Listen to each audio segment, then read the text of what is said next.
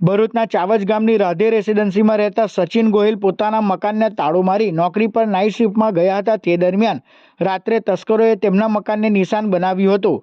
તસ્કરો દરવાજાનું તાળું તોડી અંદર પ્રવેશ કર્યો હતો અને સોના ચાંદીના ઘરેણાં મળી અંદાજિત 1.5 થી 2 લાખના મુદ્દામાલની ચોરી કરી ફરાર થઈ ગયા હતા. જ્યારે તસ્કરો અન્ય 2 મકાનોને નિશાન બનાવ્યા હતા. આ સાથે જ તેઓ દ્વારા સોસાયટીમાંથી બાઇકની પણ ચોરી કરવામાં આવી હતી. ભરૂચ શહેર સી ડિવિઝન પોલીસે ગુનો નોંધવાની તજવીજ હાથ ધરી છે. 151 નંબરનું મકાન છે મારું.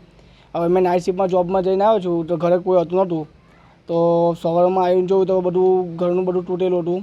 અંદર બધું ચોરીનું તાળું તૂટેલું હતું ને જોયું તો બધું દાગીના અને જે કંઈ હતું ગોલ્ડ તે બધું રોકડ કેશ પૈસા ને બધું તો બધું એવું લઈ ગયા છે.